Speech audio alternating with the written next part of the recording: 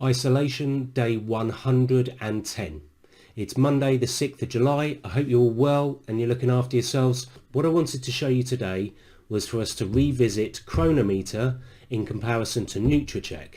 And I want to show you why I think it's really important to actually analyse both of these. So here you go. This is the NutraCheck front sheet for Monday the 6th of July. You can see my breakfast is here. Lunch is here, dinner is here, and snacks are there, and then some exercise. Now, the analysis here, this is all very busy. There's a lot going on. You can see calories, the fat content, the carb content, and the protein. I 100%, as I've said before to you guys, if you've been watching, 100% I'm in tune with their carb counting.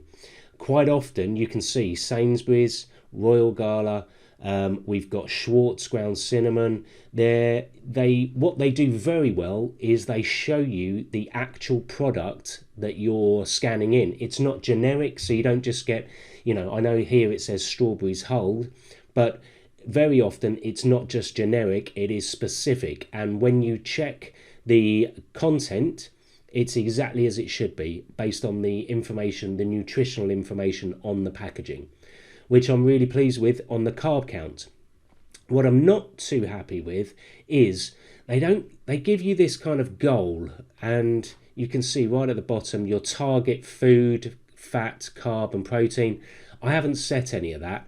What I know is that I need to ideally keep my fat content below 15, between 10 and 15% of my overall calories consumed in the day. It's not entirely simple to see on here, so what I normally do is I try to keep my fat content below 15 grams a day ideally, and strictly speaking I'd like to keep it below 10. That's not always easy to do. You can see here evening meal was 6.6. That is an overview of Calorie Counter or NutraCheck, the same thing, and it's fine.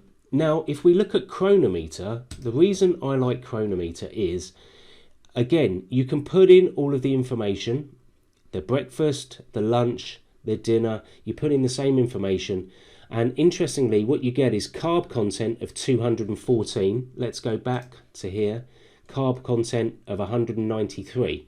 So there is 22 grams of carbs difference, which is significant enough to be incorrect as far as I'm concerned. So I trust NutraCheck and the carbs.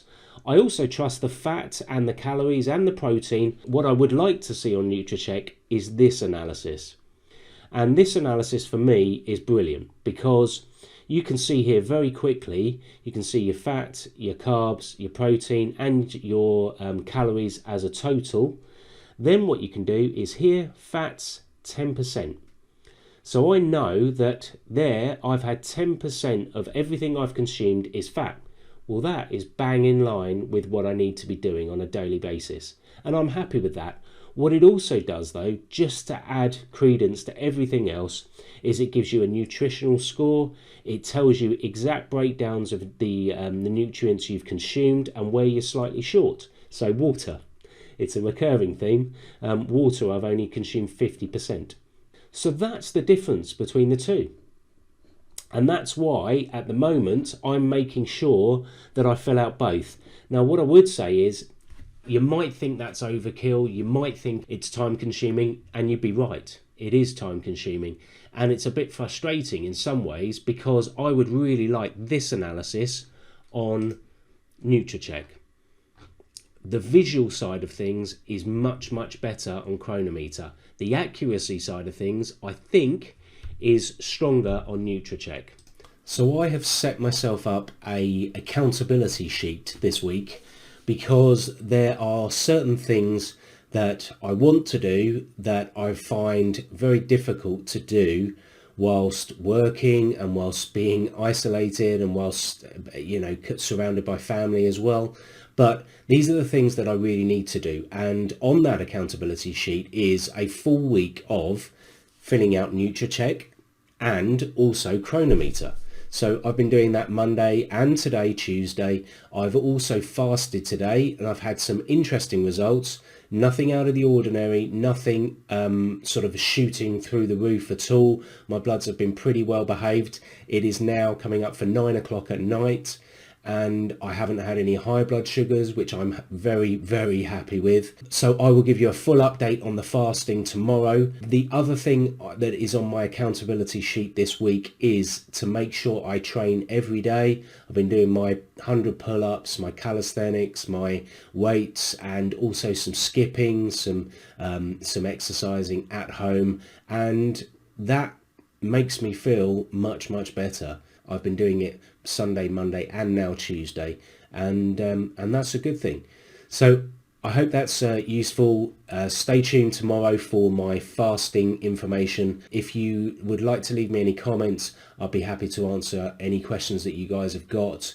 I will make sure that I give you an update at the end of this week. As you saw yesterday, I wasn't going to give you an update for last week because I think it was just very unusual. Look after yourselves. Catch up with you tomorrow. Thanks.